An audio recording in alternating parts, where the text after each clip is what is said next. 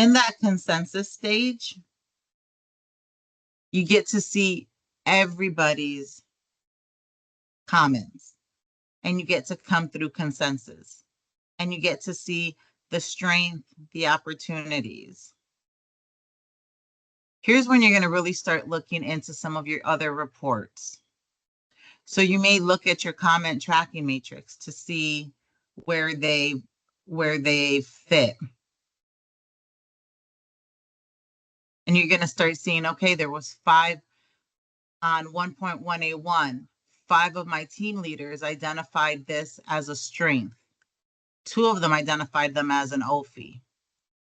3 as identified the deployment as a strength, 1 as an opportunity, right? So you start to see this in a glance of what that consensus is amongst your team members. And you can have a better understanding if comment 1.1A1 is a strength or an opportunity. Another thing that you might see are your key factors. You can see all of the different identified key factors that you identified as a group, or you can see any of the associated key factors that you have associated.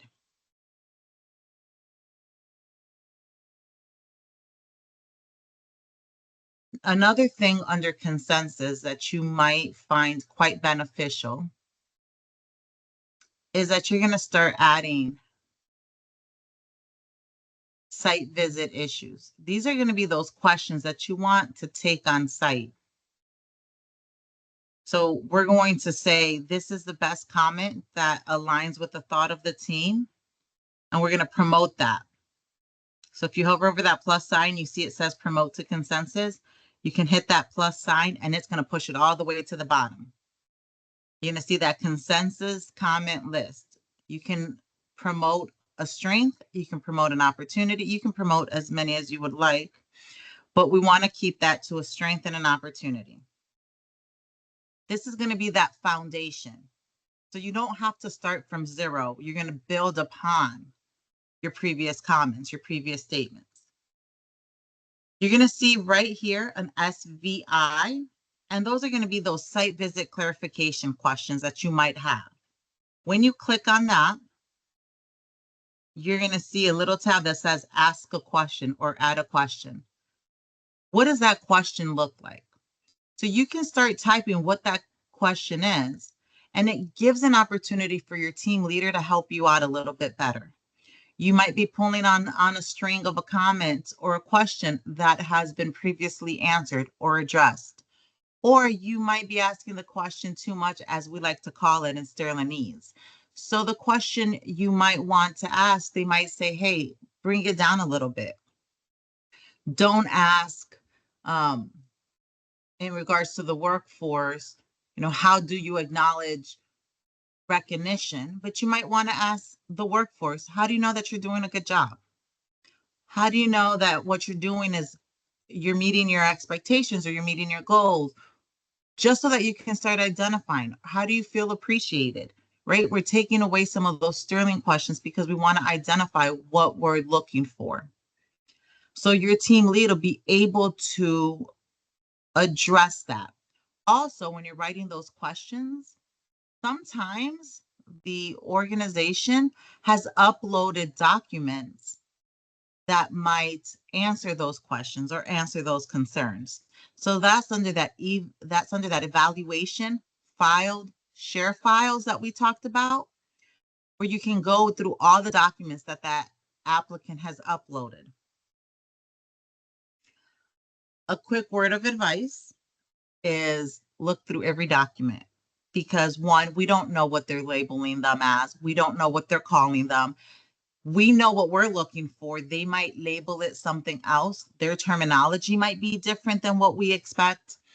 And sometimes they upload it in the wrong section because they've named it something different. So by all means, please, please, please go through all of the documents. Just give it a quick glance. Give it a quick view. Team lead can also turn around and tell you, hey, you might want to look at this one document to have a better understanding. Another thing that you might see in some of the categories, or once you have that promoted statement, you might want to say, you know what, this example best lives in another category. And you start to see, as you start finalizing your comments, you can always go back to your tracking comment to see where you need to focus and what you need to work on, right? So this is category 1. Now we're in consensus. Remember how we started in individual, there was 7, right? Let's look at that. So under individual, there was 7. There was a whole bunch of them right there. But when we went into consensus, we only promoted 1 comment. That 1 comment is what you're seeing there. So it gives you an idea of what you still have to work on.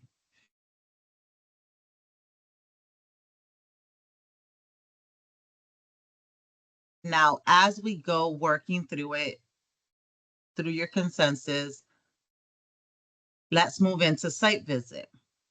And we're going to do the exact same thing that we did in consensus as we do in site visit, right? You're going to promote that comment.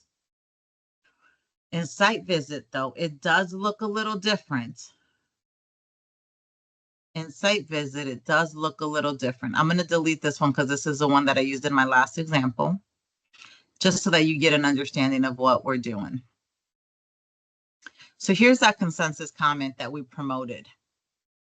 So we're now going to promote this to a site visit because that is the stage that we're on. Now in site visit, it does look a little different for you. The edit sign is in the front. You're going to click on that edit sign, and here's going to be that difference. Here's your comments that you have. You're going to provide your feedback on it. You're going to have your approach and your deployment.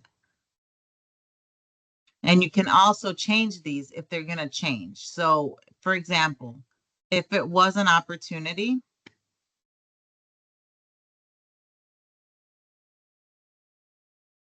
your effect on your comments, what that means is these change. So for example, you may have gone into site visit and this was a strength and now it's an opportunity. That effect on that comment, you're going to change your strength to an opportunity.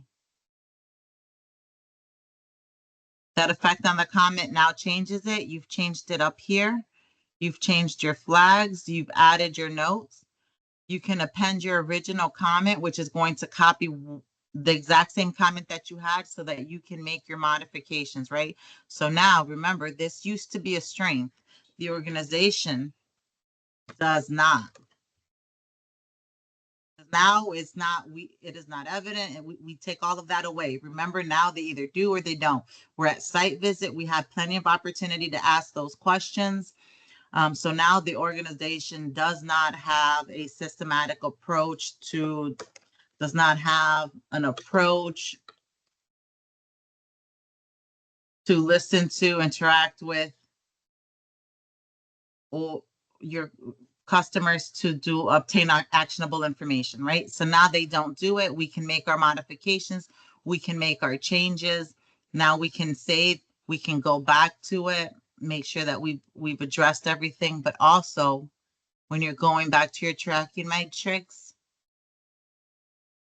or your comment tracking matrix, it's 3.1.